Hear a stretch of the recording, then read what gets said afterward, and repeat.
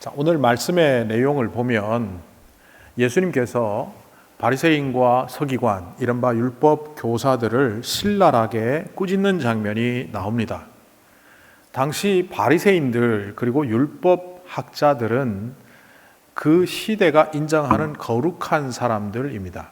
그런데 예수님께서 비판하는 혹은 꾸짖는 내용을 살펴보면 그들이 거룩하지 않다는 겁니다. 아니, 거룩하지 않다 정도가 아니라 거의 속물에 가깝다라고 지적하시며, 심지어는 자신의 그 연약함을 다른 사람들한테 파급시키게 하는 나쁜 전염균과 같은 그런 존재들이라고 말씀하시는 장면을 오늘 말씀에서 볼 수 있습니다. 그런데 이것을 표면적으로 읽으면, 사실 성경을 표면적으로 읽으면 안 됩니다. 그런데 많은 사람들이 표면적으로 읽는데, 이것을 표면적으로 읽으면 오늘 말씀을 상당히 오해하거나 왜곡하게 됩니다. 바리새파 사람은 예수님께 식사로 초대하며 함께 좀 잘 지내보자고 요청하는 반면, 결국 예수님께서 이 사람들을 꾸짖고 비판함으로 말미암아 오늘 53절에 나오는 것처럼 예수께서 그 집을 나오실 때에 율법학자들과 바리새파 사람들은 잔뜩 앙심을 품고서 여러 가지 물음으로 예수를 몰아붙였다. 그들은 예수의 입에서 나오는 말에서 트집을 잡으려고 노렸다. 처음에 좋은 관계를 맺으려고 했던 바리새파 사람들과 달리 예수님이 너무 엄격하게 혹은 비판을 하심으로 말미암아 이 관계가 틀어졌다고 표면적으로 독서하는 사람들은 그렇게 오해를 합니다. 더더구나 그냥 그 손 한번 씻어 주시지 왜 손을 안 씻어서 이 화근이 생기게 된 거야 라고 그 원인이 예수님께 있다고 말하는 사람들도 종종 있습니다. 오늘 보면 유대인의 정결례, 식사를 하기 전에 손을 씻는 일을 예수님께서 하지 않으셨다고 오늘 성경은 기록하고 있습니다. 그리고 그 광경을 목격한 아마 집 주인으로 여겨지는 바리새파 사람이 그것을 이상하게 여겼다라고 합니다. 못마땅하게 여겼다는 겁니다. 자, 여기서 예수님께서 귀찮아서 손을 씻지 않았을까요? 몰라서 손을 씻지 않았을까요? 아니면 어쩌다 보니 실수로 깜빡 잊어버리신 걸까요? 표면적으로 성경을 읽는 사람들은 예수님의 행동, 예수님의 말씀이 우연발생적으로 생긴 것이라고 착각을 하지만 예수님은 애초에 작정하고 이 집에 들어가신 겁니다.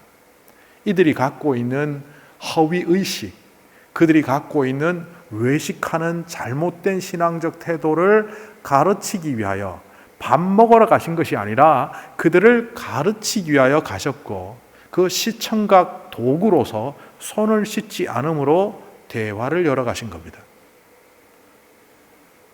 그리고 주님은 이렇게 얘기하시는 거죠. 내가 손을 씻지 않으니까 불편하니? 그런데 너희들은 겉만 씻지 않니? 정말 중요한 것은 속인데 속에는 탐욕과 악독이 가득하고 결국은 겉만 씻는 가짜의 거룩이 아니니? 이렇게 문제 제기를 하시면서 그들 속에 있는 여러 가지 것들을 지적합니다. 이른바 작은 물건도 11조를 드리는 그들의 11조 태도를 비판하시면서 하나님은 그 11조가 아니라 정의와 하나님에 대한 사랑으로 나아가기를 원한다. 너희들이 사람들한테 인정받으려고 높은 자리에 앉고 인사받기를 즐기지만 하나님은 너희들이 하나님 앞에 인정받기를 원한다. 이런 말씀을 하시며 그들을 꾸짖고 계신 거죠. 그러니까 이 이야기는 예수님이 의도한 바대로 일어난 사건이라는 겁니다. 그럼에도 불구하고 오늘 성경에 6번이나 반복되는 화 있을진저, 화로다, 이 말은 예수님께서 너무 과격한 표현을 쓴 것이 아닌가 제기하는 사람들이 있습니다. 이 화로다, 화 있을진저, 이 말은 어떻게 보면 멸망당할 자들아, 저주받을 자들아, 이런 뜻이기에 이 말이 사람들을 저주하는 발언으로 혹은 폭언처럼 들리기도 합니다. 그럼에도 불구하고 칼 들었다고 다 강도가 아니라는 것을 우리는 기억해야 합니다. 제가 자주 얘기합니다. 어떤 사람이 다른 사람의 배를 칼로 갈랐다. 이런 천공노할 사건이 있느나 분노할 필요가 없어요. 외과 의사가 환자의 배를 갈랐을 때는 그 폐부에 숨겨진 병원균 내지는 병증을 발견했기 때문입니다. 그러니까 그 속에 아주 악하여서 이것을 제거하지 않으면 안 되는 요인이 있기 때문에 외과 의사는 칼을 듭니다. 그러니까 칼을 들었다고 다 강도가 아니라는 겁니다. 예수님께서 망할지어다, 망하도다, 망할 자리에 서 있도다 이런 말을 하셨다고 해서 그들이 망하기를 바랐다고 생각하시면 안 된다는 겁니다. 또 하나의 비유를 들면 어떤 사람이 벽돌을 들고 있어요. 그 벽돌을 들고 지나가는 옆에 세워진 차에 유리를 깨고 있어요. 그러면 그 사람 나쁜 사람처럼 보일 수도 있지만 차에 화재가 났고 아이가 차에 갇혀 있는 상태에서 아무도 그를 구조하지 않을 때 벽돌 한 장을 들고 자기의 위험을 무릅쓰고 유리를 깨고 있는 그 사람은 의인이죠. 어떤 사람은 벽돌을 긋고 집을 짓기도 하고 어떤 사람은 이렇게 사람을 구할 수도 있지만 어떤 사람은 그 벽돌로 다른 사람을 해하기 위하여 강도짓을 할 수도 있죠. 벽돌을 들었다고 칼을 들었다고 그것을 우리의 보는 시각으로 표면적으로 생각하지 말라는 겁니다. 예수님께서 바리새인들의 그 안에 숨겨진 죄악들을 드러내시기 위하여 그들 속에 있는 폐부를 끄집어내고 있습니다. 그리고 외과 집도의처럼 그것을 잘라내려고 하는 이 일들이 결코 그들을 망하기를 바라는 마음도 아니고 그들의 잘못되기를 바라는 마음도 아니라는 겁니다. 그리고 헬라어로 번역된 우아이, 화로다라는 이 단어는 두 가지로 번역될 수 있습니다. 망할지어다라는 이런 강한 표현이기도 하고 다르게 보면 이것은 오호 통제라에 가까운 탄식어입니다. 그들의 모습을 보면서 너희들이 어찌 그렇게 망하는 길로 가고 있느냐라고 탄식하시는 예수님의 음성으로 보아도 다를 바 없다는 겁니다. 자, 이렇게 맑은 눈으로 오늘 말씀을 보다 보면 이 말씀에 숨겨진 몇 가지가 보이기 시작합니다. 제대로 보인다는 거죠. 이걸 어떻게 보면 바리새인과 서기관들이 자신들도 모르고 사람들도 모른 채 지나가고 있는 숨겨진 심각한 죄가 지금 드러나고 있다는 겁니다. 혼자 이런 상상을 해보았습니다. 르뽀 잠입 취재. 어떤 기업에 들어갔더니만 착취하며 월급을 주지 않고 밖으로는 선한 일을 한다고 했지만 그 직원들은 고통을 당하고 있는 기업이었습니다. 이상 무슨 뉴스 누구였습니다. 좀 그런 모습 같습니다.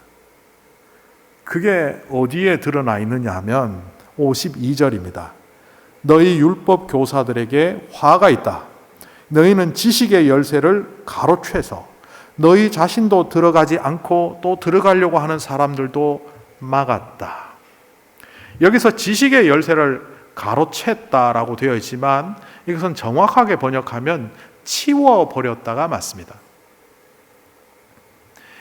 지식의 열쇠를 치워버려서 자기도 사용할 수 없고 다른 사람도 사용할 수 없게 만들었다는 겁니다. 이것이 바로 율법학자들, 바리새인들이 저지르는 심각한 죄악이라는 겁니다. 이것을 마태복음의 표현으로 바꿔보면 23장 13절에 이렇게 나와 있습니다. 화 있을진저 외식하는 서기관들과 바리새인들이여 너희는 천국문을 사람들 앞에서 닫아버리고, 자, 열쇠로 인하여 문을 닫는다는 것 아시죠? 옛날 문들은 자동문이 아니라 열쇠를 통해서 닫을 수밖에 없습니다. 천국문을 닫았다는 얘기는 마태복음에 열쇠를 언급하지 않았지만 바리새인과 서기관들이 천국을 열 수 있는 열쇠를 갖고 있었다, 이렇게 볼 수 있고 그 문을 열쇠로 닫았다는 겁니다. 너희는 천국문을 사람들 앞에서 닫고 너희도 들어가지 않고 들어가려고 하는 사람들도 들어가지 못하게 하는도다. 오늘 열쇠를 가로챘다, 열쇠를 쥐어버렸다라는 표현이 바로 마태복음 23장 13절에서 말하는 그 뜻입니다. 이게 얼마나 심각한 죄입니까? 흔히 당시에 바리새인과 서기관들은 말씀으로 하나님 나라로 인도하는 사람들이라고 일컬어지던 당대에 인정받던 사람들입니다. 누구보다도 거룩하고 누구보다도 경건했으며 그들을 통해서 하나님의 말씀을 배우면 하나님 나라에 들어갈 수 있다고 믿었던 회중들이었는데, 또한 자신들도 그렇게 생각하고 살았는데 예수님은 아니라는 거예요. 아니라가 아니라 너희는 오히려 문을 닫아버렸고 너희도 못 들어가고 다른 사람들도 못 들어가게 했다는 겁니다. 심각한 직무유기라는 겁니다. 표현 중에 키맨이라는 표현이 있습니다. 이 사람은 우리 조직의 키맨입니다. 이렇게 얘기하면 그 조직에서 핵심적인 역할을 감당하는 중추적인 인물을 키맨이라고 합니다. 과거에는 열쇠를 들고 있는 사람이 권력이었어요. 시어머니가 나는 첫째 며느리에게 곳간의 열쇠를 줄 수 없도다, 이러면 그 큰 며느리를 인정하지 않는다는 거예요. 곳간 열쇠를 갖고 있는 것이 그 가문의 최고의 여성으로서의 권력이었기 때문에 곳간 열쇠라는 표현을 통해서 나는 저 사람에게 키맨을 줄 수 없다라고 말하는 거죠. 이 키맨이라는 말을 이렇게 들여다보면 성경에도 키맨과 관련된 이야기가 나옵니다. 오늘도 열쇠라는 표현이 나오지만 신구약 성경을 통틀어서 열쇠라는 표현이 몇 번 나오나 찾아보면 겨우 8번밖에 되지 않습니다. 사사기에 나오는 것은 어떤 사람이 문을 열기 위해서 키를 사용했다, 열쇠를 사용했다니까 그거는 차치하고 나머지 7번을 분석해 보면 3개의 뜻으로 요약이 됩니다. 첫째는 다윗의 열쇠, 둘째는 우리가 잘 알고 있는 천국의 열쇠, 그리고 셋째는 무저갱의 열쇠. 계시록에 주로 나오는 표현이긴 하지만 지옥과 생명의 문을 여는 열쇠, 무저갱의 열쇠, 이런 표현이 있습니다. 계시록 3장 7절에 보면 이런 표현도 있습니다. 거룩하신 분, 참되신 분, 다윗의 열쇠를 가지고 계신 분, 여시면 닫을 사람이 없고 닫으시면 열 사람이 없는 그분이 말씀하신다. 이 길고 장황한 설명은 누구를 설명하는 겁니까? 예수님입니다. 그러니까 다윗의 열쇠라는 것과 천국의 열쇠는 같은 열쇠를 말합니다. 그런데 오늘 지식의 열쇠라고 표현된 이 지식의 열쇠는 성경 그 어느 곳에도 없고 딱 누가복음 11장에만 한 번 나옵니다. 지식의 열쇠는 뭘까? 지식의 열쇠를 알기 위해서는 선악과 이야기를 조금 해봐야 할 겁니다. 여러분, 선악과라고 알려진 그 나무의 본명이 뭔지 아십니까? 제가 히브리어로 읽어볼 테니까 뜻을 풀이해 보십시오. Yetz, Dat, Ra'utov. Yetz, Dat. 지식의 나무. 선악과라고 알려져 있는 그 나무의 본명은 선과 악을 알게 하는 지식의 나무입니다. 그 나무 열매를 우리가 선악과라고 이름하여 부르긴 하지만 그 나무의 본명은 지식의 나무. 그러니까 악도 알고 선을 알게 해주는 나무라는 겁니다. 이 선악과와 관련해서 사람들은 오해합니다. 그거 왜 만드셔갖고 말이야. 우리가 그것만 안 만들었어도 죄악을 안 저질렀을 텐데. 근데 헬라 사람들은 다르게 질문합니다. 하나님 그거 어떻게 만드셨지? 로마 사람들은 또 다르게 질문할 거예요. 저 나무를 통해서 우리가 취할 수 있는 유익이 뭘까? 헬라 사람들은 어떻게 만들지 how to do를 물으며 지금까지 과학을 발전시켜 왔습니다.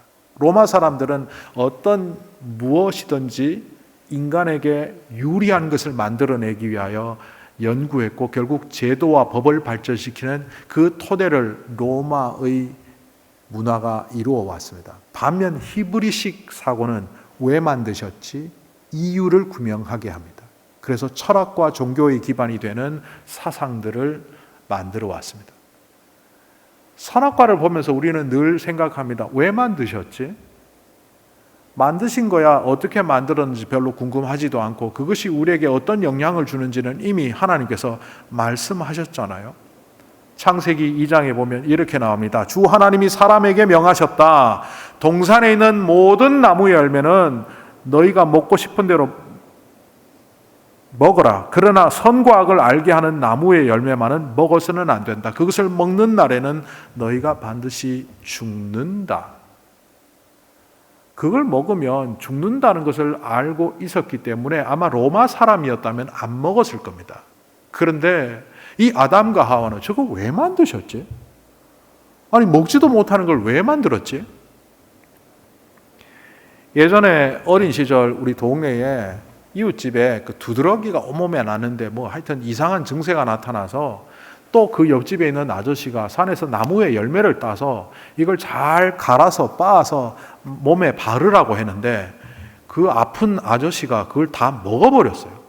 그래갖고 죽느니 사느니 하다가 병원 갔다 와서 그냥 아무 이상은 없었는데 그 퇴원하고 와서 그 옆집 열매 따다 준 아저씨하고 싸우는 거예요. 나한테 죽으라고 열매를 준 거야. 그러니까 아니 내가 먹지 말고 몸에 바르라고 했잖아. 선악과는 사실 먹는 용이 아닌데 이 무구제비 삼신이 걸렸는지 이 아담과 하와는 그걸 먹었습니다. 제가 이런 생각을 혼자 해보았습니다. 이 사람들이 먹을 때 식사 기도만 했었어도 안 먹지 않았을까? 선악과를 딱 따놓고 하나님 아버지 감사합니다. 이 열매를 주셔서 감사합니다.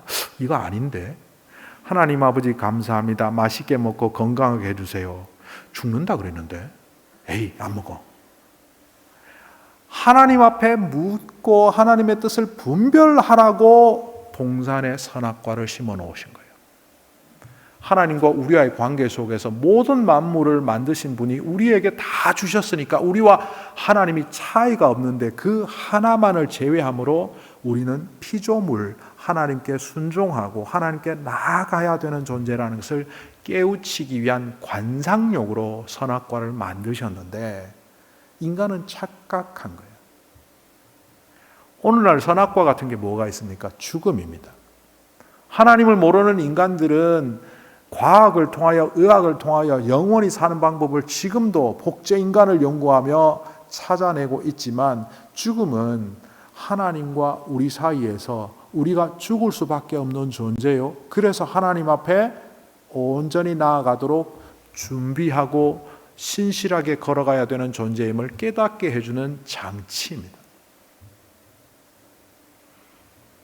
하나님과 우리와의 관계를 분명히 알게 하기 위하여 어떤 때는 죽음으로 예전에는 선악과로 우리에게 주셨는데 사람들이 그것을 잊어버린 채 자기의 생각대로 자기의 뜻대로 살아버리다가 결국 어떤 영성가가 말한 것처럼 오늘날의 교회는 오히려 천국에 들어가지 못하도록 막는 최고의 집단이 되었습니다.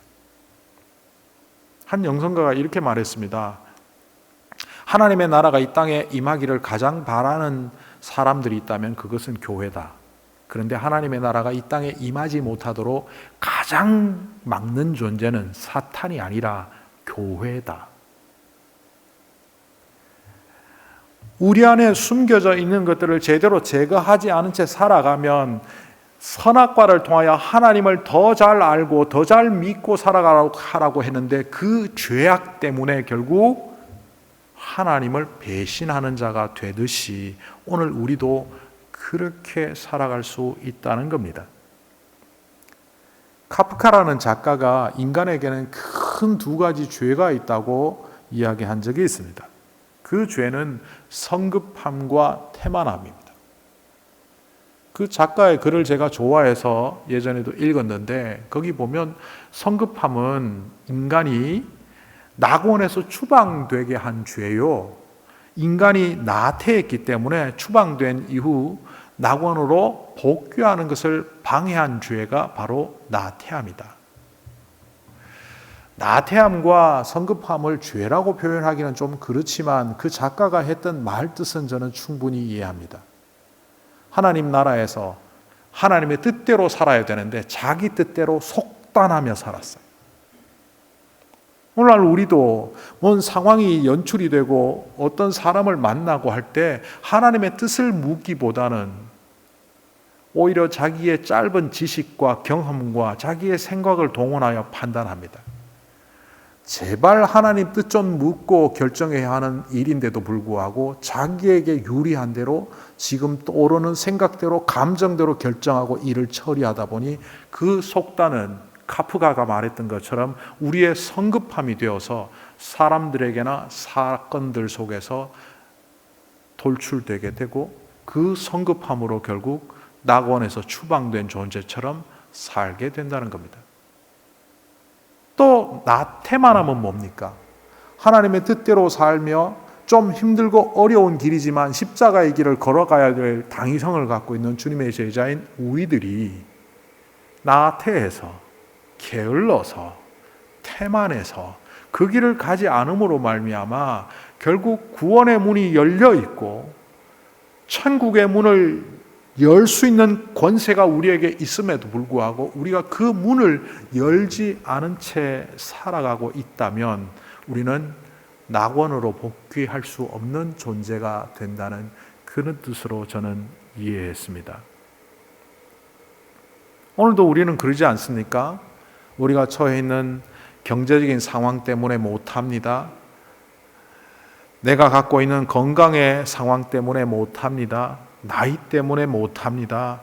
속단하고 함부로 판단해서 성급하게 일을 그르치며 하나님의 뜻과 무관하게 살아가는 경우들이 우리 안에 있음을 말하지 않을 수가 없습니다. 당시 바리새인과 서기관들은 자기들이 갖고 있는 성경적 지식, 자기들이 갖고 있는 세상적 인정, 그걸 통하여 남을 섬기기보다는 자신을 드러내는 데 사용했습니다. 그러다 보니 존중받는 사람들이었음에도 불구하고 자기들이 말하는 방식으로 살아가지 않는 사람을 따돌렸습니다. 같이 밥도 먹지 않았습니다. 오늘 말씀에도 드러나는 것처럼 폐부를 찌르는 예수님의 그 훌륭한 말씀이 그들에게 옴에도 불구하고 자기들하고 생각 다르다고 앙심을 품고 그래 두고 보자, 예수 죽이고야 말 테야, 앙심을 품는 사람으로 전락하는 것을 오늘 우리는 볼 수 있습니다. 이런 우리들에게 또한 그들에게 주님은 단호히 말씀하셨습니다. 슬프다. 너희들이 망하는 길을 가고 있구나. 너희는 하나님 나라의 열쇠를 가로채서 너희들도 사용하지 않고 사람들도 사용하지 못하도록 하고 있구나. 화가 있다. 너희는 지식의 열쇠를 가로채서 너희 자신도 들어가지 않고 또 들어가려고 하는 사람도 막고 있구나. 베드로에게 하셨던 그 천국의 열쇠는 바로 오늘날 교회에게 주신 천국의 열쇠입니다. 우리는 그 문을 열어야만 하고 이 땅은 그 문을 열지 않으면 지옥과 같은 세상인데, 그래서 교회를 세우시며 우리를 믿지 않는 자들에게, 죽어가는 영혼들에게 또 이 땅의 부정의함과 폭력 가운데 헌신하도록 주님의 뜻을 이루는 존재로 불러주셨음에도 불구하고 우리가 갖고 있는 열쇠를 망가뜨리며 나도 못 들어가고 다른 사람도 못 들어가게 한다면 2000년 전 바리새인과 서기관에게 하셨던 이 말씀은 오늘 아침 우리에게 하시는 말씀이 될 겁니다. 숨겨진 죄악이 심각했음에도 불구하고 모르고 살아가던 그들에게 예수님은 찾아가셨고 그들을 사랑하는 마음으로 그들의 병증을 알려주셨습니다. 오늘 우리에게도 이 아침에 그 병증이 있는 것은 아닌지 주님의 고고한 음성으로 우리의 심령을 울려가기를 간절히 소망합니다.